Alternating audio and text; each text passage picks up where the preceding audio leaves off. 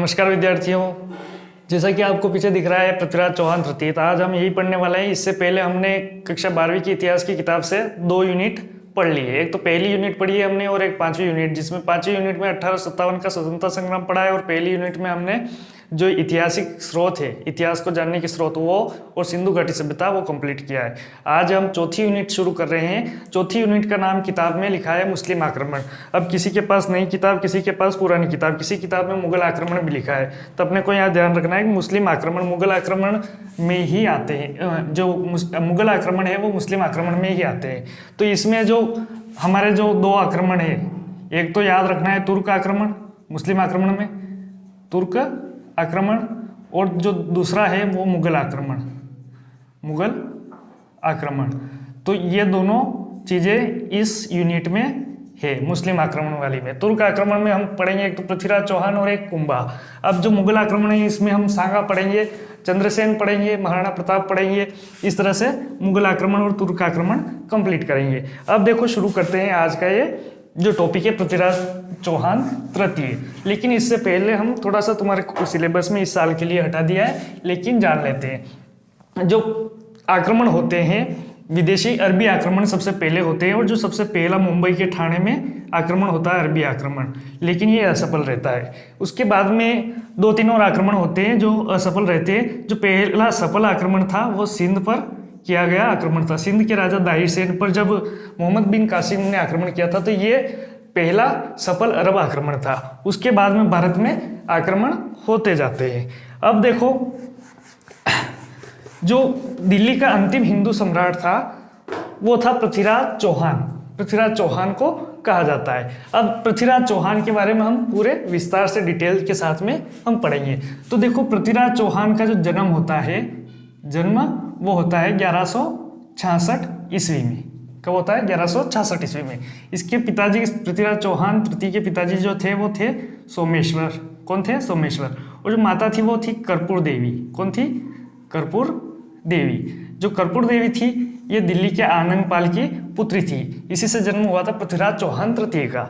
अब यहाँ पृथ्वीराज चौहान तृतीय पढ़ रहे हैं तो साथ साथ में इसकी जानकारी कहाँ से प्राप्त हो रही है, तो 2-3 किताबें याद रख लेनी है अपने को। एक तो याद रखनी है पृथ्वीराज रासो। क्या याद रखनी है?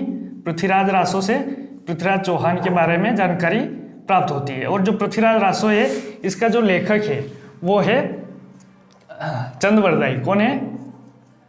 चंदवरदाई।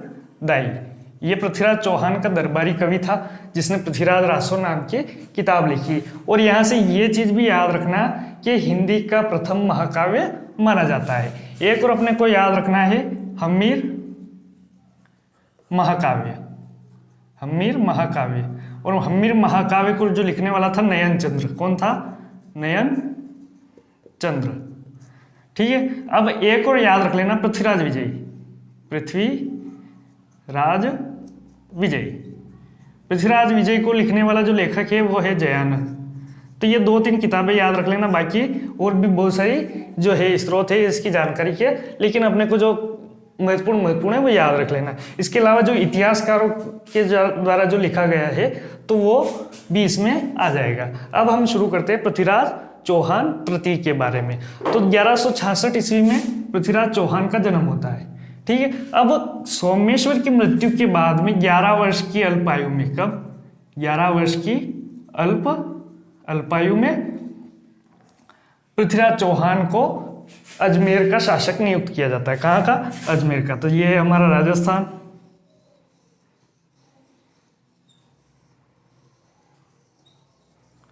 राजस्थान में यहाँ है अजमेर, और अजमेर का शासक नियुक्त किया जाता है पृथ्वीराज चौहान को। कितने वर्ष की आयु में?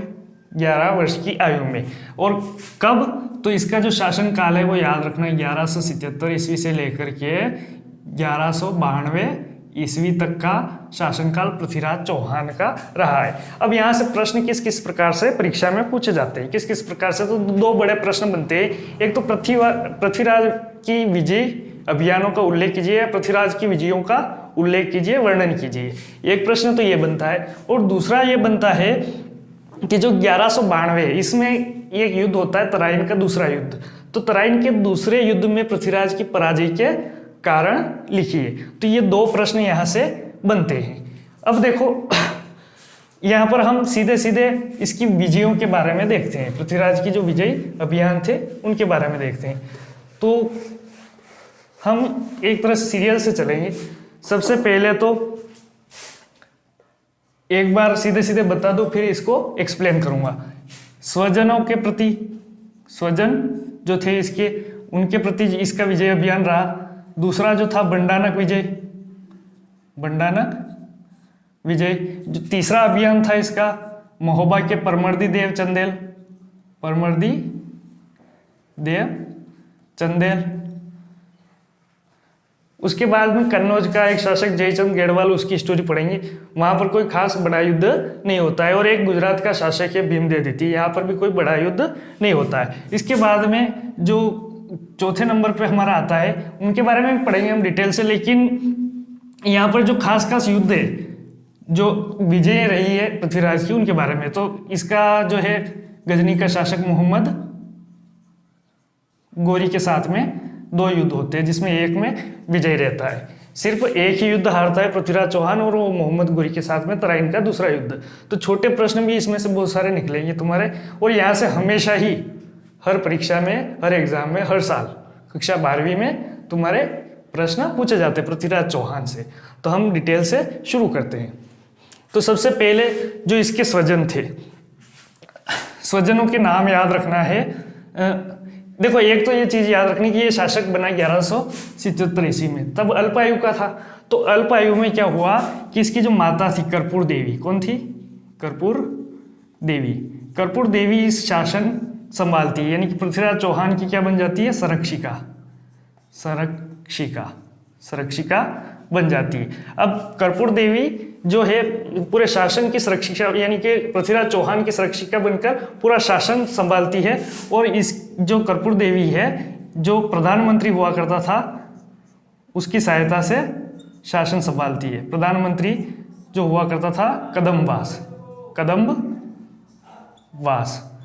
और सेनापति, सेनापति, सेनापति जो था वो था भुवनमल, भुवनमल। तो भुवनमल जो सेनापति और प्रधानमंत्री कदम्बवास, इन दोनों की सहायता से पूरा शासन कर्पूर देवी देखती है। और 1 वर्ष तक, कितने वर्ष तक?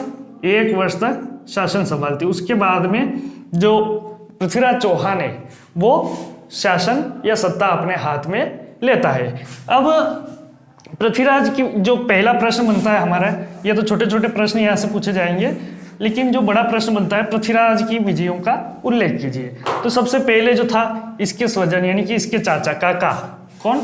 इसके काका जो थे अपर गांग्य, अपर गांग्य।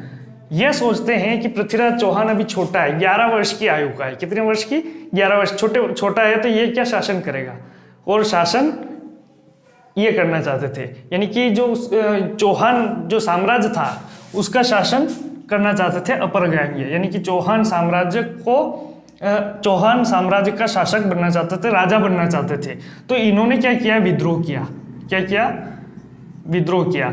लेकिन पृथ्वीराज चौहान ने इनके विद्रोह का दमन किया, विद्रोह दबा दिया। इसके बाद में अपर गांग्य का भाई, कौन?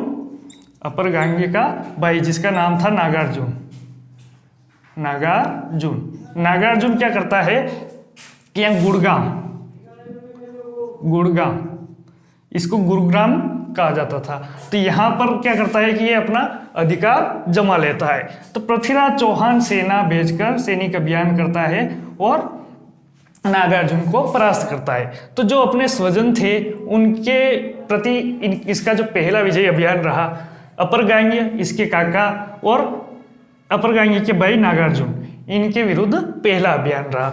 अब जो देखो इसका दूसरा जो अभियान था वो था बंडानको का दमन। अब यहाँ पर अपने को डेट भी याद रख लेनी। डेट क्या याद रखनी है? सन याद रख लेना है। क्या याद रख लेना है? बंडानको का दमन कब किया? तो 1182 ईस्वी में। कब किया? 1100। अब यहाँ देखो सतलज नदी और सिरसा हिसार के जो क्षेत्र है, यहाँ पर एक उपद्रवी जाति रहती थी, बंडानक उपद्रवी जाति। थी। अब ये बंडानक उपद्रवी जाति थी, ये अपने क्षेत्र का विस्तार करते जा रहे थे। पृथ्वीराज को जब लगा कि ये क्षेत्र का विस्तार करते हुए जो चौहान साम्राज्य है, चौहान राज्य है, इसके नजदीक आते जा रहे हैं, तो पृथ्वीराज ने क्या किया कि इन बंडानकों का दमन किया 1182 ईस्वी में और अपने राज्य की उत्तरी सीमा को सुरक्षित कर लिया। तो ये 1182 ईस्वी। अब क्या हुआ कि यहाँ पर उत्तर प्रदेश में महोबा है। क्या है? महोबा। और महोबा का जो शासक था परमर्दी देव चंदेल शासक कौन था? परमर्दी देव चंदेल। अब हुआ क्या कि किसी विद्रोह का दमन करने के लिए पृथ्वीराज की सेना गई हुई थी। जब वापस लौट रही थी तो परमर्दी देव चंदेल ने पृथ्वीराज चौहान के सैनिकों को मरवा दिया। अब पृथ्वीराज चौहान ने क्या किया कि महोबा पर आक्रमण किया। 2-3 आक्रमणों का वर्णन है, लेकिन अपने को यहाँ पर सिर्फ इतना याद रखना है कि पृथ्वीराज चौहान ने जो परमर्दी देव चंदेल था इस पर आक्रमण किया और यहाँ पर इसके 2 सेनापति आल्हा और उदल लड़ते हुए मारे गए। ये कौन थे? सेनापति। किसके सेनापति? तो परमर्दी देव चंदेल के 2 सेनापति मारे गए। अब जब महोबा विजय प्राप्त कर ली तो क्या किया कि यहाँ का एक गवर्नर नियुक्त किया। पृथ्वीराज चौहान ने क्या किया? एक गवर्नर नियुक्त किया। तो महोबा का गवर्नर कॉपी में लिख लेना। महोबा का गवर्नर किसे नियुक्त किया? महोबा का गवर्नर नियुक्त किया। यहां से हो सकता है छोटा प्रश्न भी पूछा जा सके। तो पंजुन राय ऐसा नाम आता है, तो पंजुन राय अपने को याद रखना है। पंजुन राय नाम के व्यक्ति को महोबा का गवर्नर नियुक्त किया परमर्दी देव चंदेल को युद्ध में हराने के बाद में। और इस युद्ध में आला और उदल वीरगति को प्राप्त हुए, लड़ते हुए मारे गए। गुजरात का शासक भीमदेव द्वितीय कौन था? भीमदेव द्वितीय। ये 2 छोटी छोटी बातें हैं इनकी। उसके बाद में हम जो 2 मुख्य युद्ध किए पृथ्वीराज चौहान ने उनके बारे में पढ़ेंगे। तो भीमदेव द्वितीय क्या था कि इसको नाराज कर दिया पृथ्वीराज ने। कैसे नाराज कर दिया? यहाँ आबू पड़ता है सिरोही में। सिरोही आबू के जो शासक की पुत्री थी जिसका नाम था इच्छिनी। क्या नाम था? इच्छिनी से पृथ्वीराज ने विवाह करके भीमदेव को नाराज कर दिया। क्यों नाराज कर दिया? कि भीमदेव इच्छिनी से विवाह करना चाहता था, तो भीमदेव नाराज हो गया। लेकिन यहां पर गोपीनाथ शर्मा, इतिहासकार कौन? गोपीनाथ शर्मा इस इच्छिनी से विवाह को वास्तविक कारण नहीं मान करके ये कारण मानते हैं कि भीमदेव और पृथ्वीराज की जो सीमाएं वो आपस में मिल रही थी। इस कारण को मानते कि दोनों की सीमाएं आपस में मिल रही थी और दोनों ही महत्वाकांक्षी शासक थे, इसलिए दोनों के बीच में संघर्ष का कारण गोपीनाथ शर्मा ने माना है। किसने माना है? गोपीनाथ शर्मा ने। तो ये भी याद रखना है, किसने माना? गोपीनाथ शर्मा ने। संघर्ष का वास्तविक कारण दोनों की सीमाओं का आपस में मिलना और दोनों शासकों का महत्वाकांक्षी होना, यह कारण गोपीनाथ शर्मा ने माना। अब देखो मोहम्मद गोरी। कौन? मोहम्मद गोरी।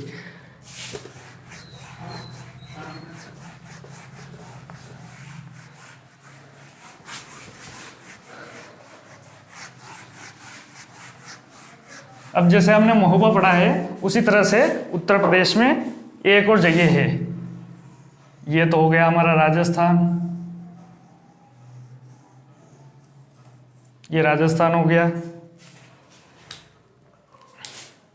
अब देखो ये यहां पर है दिल्ली और यहां पर है कन्नौज, उत्तर प्रदेश में कन्नौज, और ये यहां है दिल्ली। दिल्ली में तोमर वंश का शासन था। किसका? तोमर वंश का। और कन्नौज में गहड़वाल वंश का शासन था। गहड़वाल वंश का शासन था। और यहाँ पर अजमेर में चौहान वंश का शासन था। किसका? चौहान वंश का शासन था। अब हुआ क्या कि दिल्ली का जो राजा था आनंगपाल द्वितीय, आनंगपाल का पुत्र आनंगपाल द्वितीय। आनंगपाल, इससे पहले भी आनंगपाल था और उसका पुत्र हुआ वो था आनंगपाल द्वितीय। इसने अपनी 2 पुत्रियों के विवाह किए थे। एक किया था अजमेर में और दूसरा किया था कन्नौज में। कहाँ किया था? कन्नौज में। अब यहाँ पर जो विवाह किया था इसने पुत्री का, उस पुत्री का पुत्र था जयचंद गेहड़वाल। जयचंद गेहड़वाल यानी कि ये इसके मामा थे यहाँ पर। और यहाँ का जो शासक था पृथ्वीराज चौहान, इसकी जो माता थी कर्पूर देवी, वो दिल्ली के तोमर वंश के शासक आनंद पाल द्वितीय की पुत्री थी। अब दोनों मौसेरे भाई थे। क्या थे? दोनों मौसेरे। इसके भी मामा यहाँ और इसके भी मामा यहाँ। जयचंद गेहड़वाल चाहता था कि जो आनंद पाल है ये दिल्ली का शासन मुझे दे दे, लेकिन आनंद पाल ने क्या किया कि जो दिल्ली का शासन है, दिल्ली किसको दे दी? दिल्ली दे दी पृथ्वीराज चौहान को दे दी। तो नाराज हो गया ये जयचंद गेहड़वाल। कौन नाराज हो गया? जयचंद गेहड़वाल। तो दिल्ली पर अधिकार करना चाहता था जयचंद गेहड़वाल, लेकिन आनंद पाल ने दिल्ली का शासन किसको दे दिया? पृथ्वीराज चौहान को। अब क्या हुआ कि इन दोनों के बीच में वैमनस्य हो गया, मनमुटाव हो गया, संघर्ष होने लगा दोनों के बीच में। लेकिन यहाँ पर एक और कहानी आती है संयोगिता की। किसकी? संयोगिता। संयोगिता जो थी जयचंद गेहड़वाल की पुत्री थी। किसकी पुत्री थी? जयचंद गेहड़वाल की पुत्री थी, जिसका नाम था संयोगिता। संयोगिता और पृथ्वीराज चौहान दिल्ली में आपस में मिले थे और दोनों में प्रेम हो गया था, प्रेम प्रसंग था। ये बात जयचंद गेहड़वाल को भी पता चली। तो फिर एक तो वो कारण था ही दोनों के बीच में वैमनस्य था, और दूसरी बात ये पता चल गई संयोगिता की, तो फिर और नाराज हुआ। अब क्या किया जयचंद गेहड़वाल ने कि इसने सोचा कि ये अगर मेरी पुत्री से भी विवाह कर लेगा तो शायद कन्नौज का राज्य भी छीनकर अपने साम्राज्य में मिला लेगा। दिल्ली को तो इसने कर ही लिया है एक तरह से। तो जयचंद ने क्या किया कि एक यज्ञ के बहाने संयोगिता का स्वयंवर रखा। क्या रखा? स्वयंवर। एक यज्ञ भी किया और साथ में संयोगिता का स्वयंवर भी रखा। अब जयचंद गेहड़वाल तो चाहता ही था कि इन दोनों का विवाह हो, संयोगिता और पृथ्वीराज चौहान का। तो उसने स्वयंवर में क्या किया कि सब बड़े बड़े शासकों को, सभी राजाओं को बुलाया, लेकिन पृथ्वीराज चौहान को स्वयंवर में नहीं बुलाया। अब वो इसने क्या किया कि जैसे ये स्वयंवर का वाला जो दरबार है, यहाँ पर क्या है? द्वारपाल। क्या है? द्वारपाल खड़े रहते हैं, द्वारपाल। तो द्वारपाल के खड़े रहने की जगह पर जो है वो पृथ्वीराज की मूर्ति लगवा दी। ठीक है। अब सभी राजा आ गए दरबार में, सब बैठ गए और संयोगिता आई, घूमती फिरती सब तरफ घूमी और बाहर निकलकर इस मूर्ति को माला पहना दी। अब पृथ्वीराज चौहान न चाहते हुए भी गया हुआ था कन्नौज। कहाँ गया हुआ था? कन्नौज। चंद्रवरदाई ने मना किया था। किसने? इसका जो दरबारी कवि था चंद्रवरदाई, इसने मना किया था, फिर भी गया था। दोनों गए थे साथ में। तो इसको पता चली कि जो संयोगिता, इसने माला इस मूर्ति के गले में डाल दी। तो अब इसने क्या किया कि संयोगिता का हरण करके यहाँ ले आया और जयचंद की सेना ने इसका पीछा किया, लेकिन जो पृथ्वीराज की जो सेना थी वो बीच बीच में यहाँ पर रास्ते में थी, तो उन्होंने उनकी सेना को वहीं रोक दिया। अब जयचंद गेहड़वाल इतना नाराज हो गया, कितना नाराज हो गया कि इसने, जयचंद गेहड़वाल ने क्या किया कि यहाँ पर पृथ्वीराज चौहान से युद्ध करने के लिए एक विदेशी को बुला लिया। किसको बुला लिया? एक विदेशी को। ये हो गया हमारा राजस्थान, और राजस्थान में ये अजमेर, ये दिल्ली और ये कन्नौज, और इधर आ गया गजनी।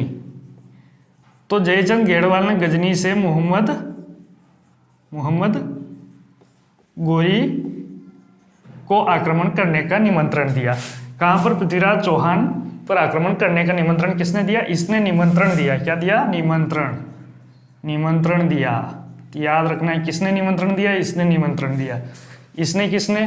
तो जयचंद गेहड़वाल ने। किसने? जयचंद गेहड़वाल ने निमंत्रण दिया था मोहम्मद गोरी को। अब देखो कि मोहम्मद गोरी से पहले बहुत सारे विदेशियों ने आक्रमण किया यहाँ पर। मोहम्मद गोरी से मोहम्मद गजनवी, बहुत सारे कंफ्यूजन रहते हैं, गजनवी और गोरी को एक ही समझते हैं। मोहम्मद गजनवी ने भी भारत पर कई बार आक्रमण किया। यहाँ सोमनाथ, गुजरात के सोमनाथ मंदिर को लूट के ले गया था मोहम्मद गजनवी। यहाँ के सोने से परिचित थे सभी विदेशी। किससे परिचित थे? सोने से। धन संपदा से परिचित थे कि भारत में कितनी धन संपदा है, इसीलिए विदेशियों ने भारत पर आक्रमण किए। अब यहाँ पर किताब में जैसा बताया है कि निमंत्रण किसने दिया? जयचंद गेड़वाल ने। लेकिन इसने कई बार, गौरी ने भी कई बार आक्रमण किए। अब जैसे पृथ्वीराज रासो, क्या है? पृथ्वीराज रासो में बताया है कि इसने 21 बार आक्रमण किए। मोहम्मद गौरी ने कितनी बार? 21 बार। हमीर महाकाव्य नयनचंद ने बताया है कि इसने 7 बार आक्रमण किए। हमीर महाकाव्य में कितनी बार बताया है? 7 बार आक्रमण किए। और भी किताबों में अलग अलग बताया है, लेकिन हमने ये जो किताब में दिया है वो याद रखना है कि पृथ्वीराज रासो ने बताया कि मोहम्मद गौरी ने 21 बार आक्रमण किए, और हमीर काव्य में बताया कि मोहम्मद गौरी ने 7 बार आक्रमण किए। अब अपने को यह सभी जितनी बार 21 बार आक्रमण किए थे, 21 ही युद्ध याद नहीं करने, अपने को सिर्फ 2 याद करने। कितने याद करने हैं? 2। तो 2 युद्ध परीक्षा में पूछे जाते हैं। छोटा प्रश्न कैसे बनता है कि तराइन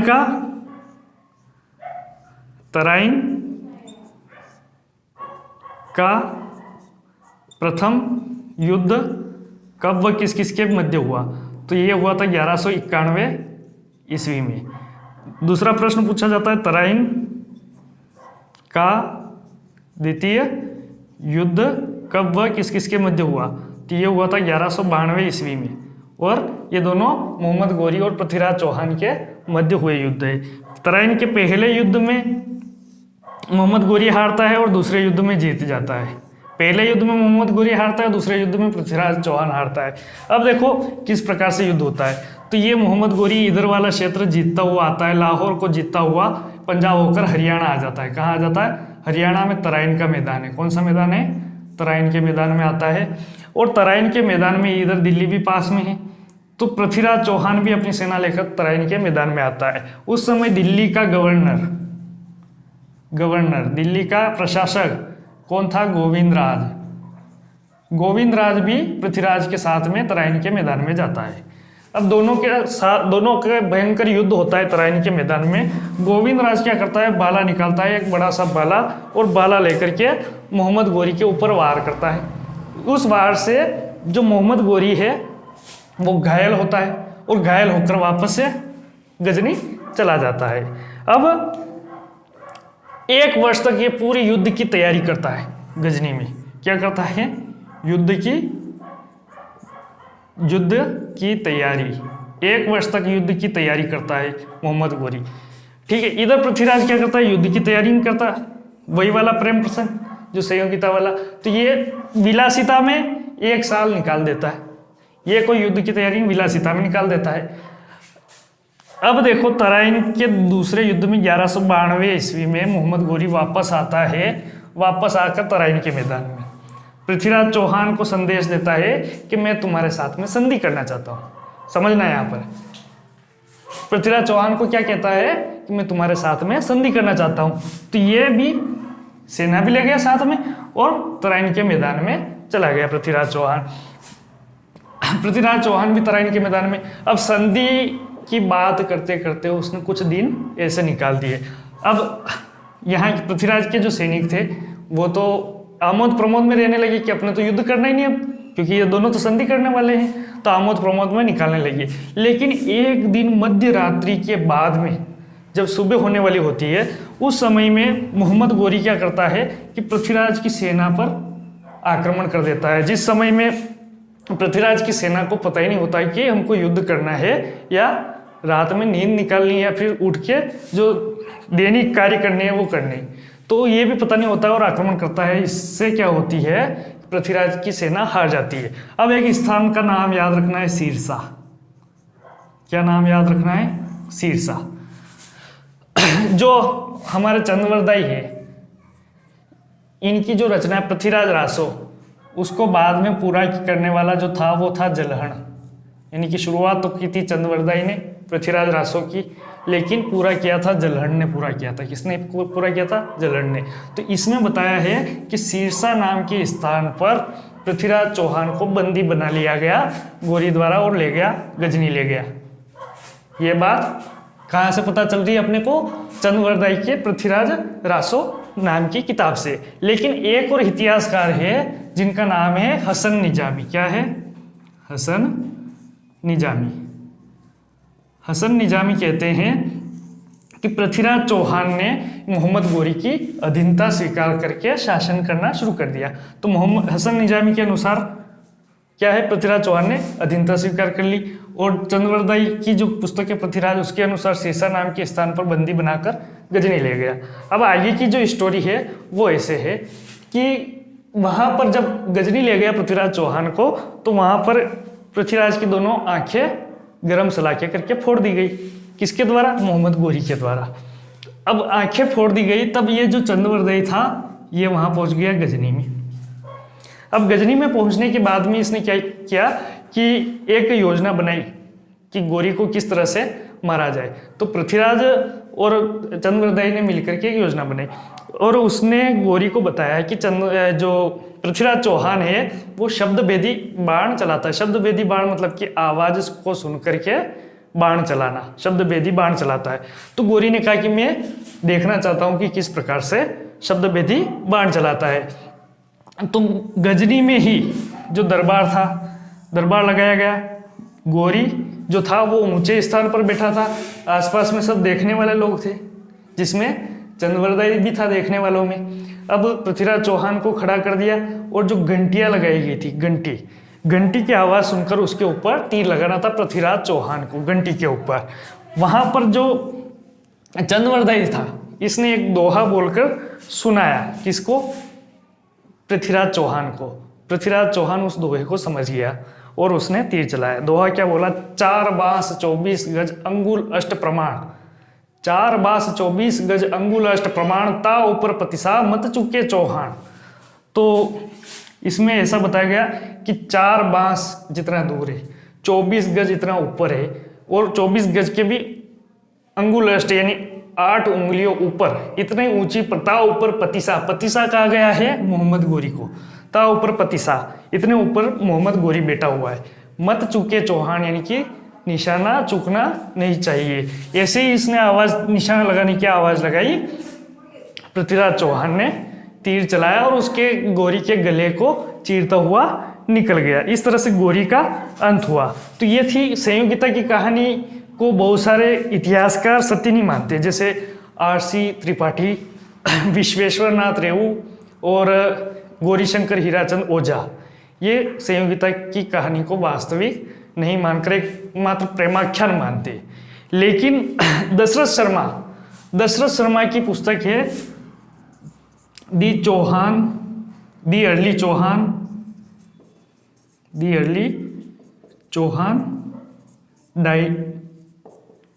डायनेस्टीज। इस किताब में दशरथ शर्मा ने माना है कि यह एकमात्र प्रेम आख्यान नहीं होकर के यह एक वास्तविक कहानी है। तो ये भी एक लाइन याद रख लेना। अब मोहम्मद गोरी मारा गया। कौन मारा गया? मोहम्मद गोरी। अब प्रश्न, ये बड़ा प्रश्न तो हो गया तुम्हारे पृथ्वीराज की विजयों से। एकमात्र युद्ध हारा, किससे हारा? मोहम्मद गोरी से। कौन सा युद्ध हारा? तो तराइन का दूसरा युद्ध। तराइन का दूसरा युद्ध कब हुआ? तो 1192 ईस्वी में। कब हुआ? 1192 ईस्वी में।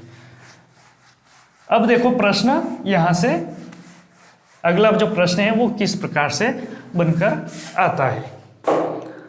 तो अगला जो प्रश्न है वो इस प्रकार से बनता है कि पृथ्वीराज चौहान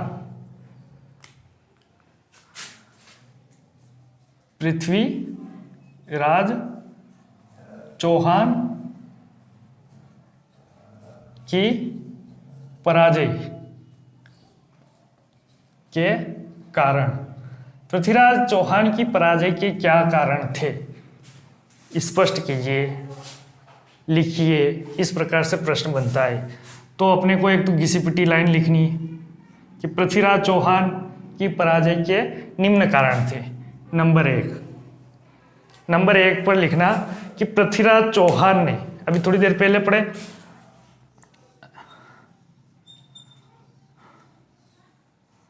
पृथ्वीराज चौहान ने अपने चारों तरफ जो पड़ोसी थे पड़ोसियों से शत्रुता कर रखी थी, पड़ोसी से संबंध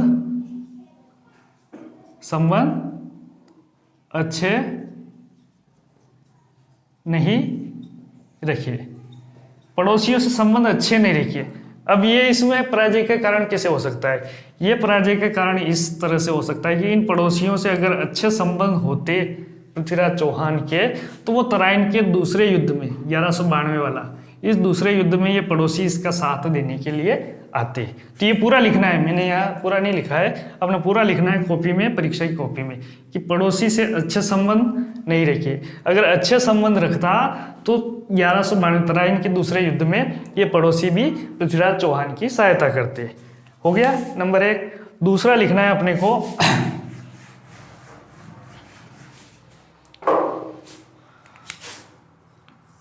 दूसरा लिखना है भागती हुई तुर्क सेना का पीछा नहीं करना। अब यहां पर समझना है कि जो तराइन का पहला युद्ध हुआ कब हुआ? 1191 ईस्वी में।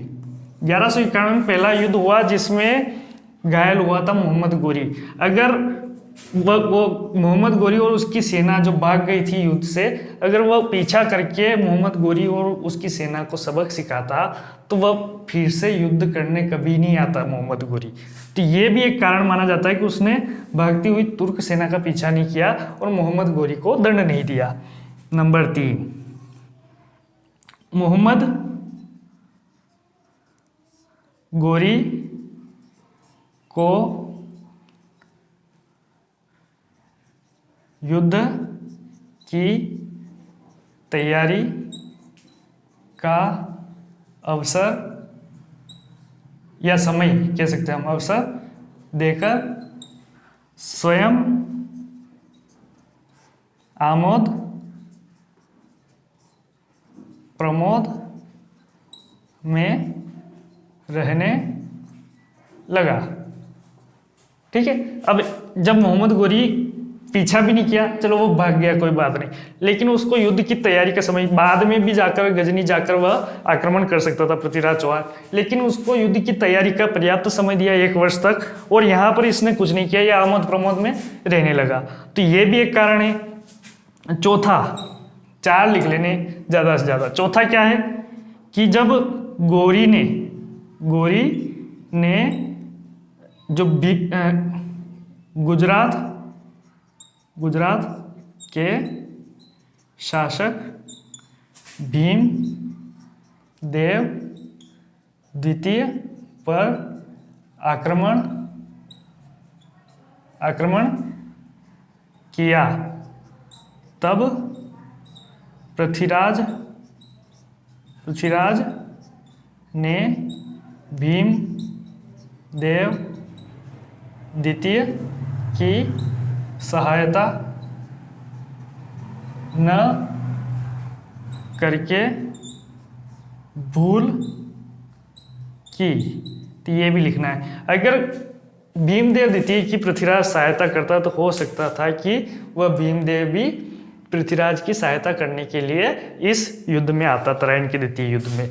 तो इस तरह से हम देखें तो ये इन सब कारणों के चलते पृथ्वीराज चौहान की क्या हो जाती है, इसमें पराजय हो जाती है। अब पृथ्वीराज चौहान की पराजय हो जाती है तो क्या होता है कि हमने जैसे देखा है पृथ्वीराज रासो के अनुसार मोहम्मद गोरी को भी मार देता है, लेकिन पृथ्वीराज का क्या हुआ?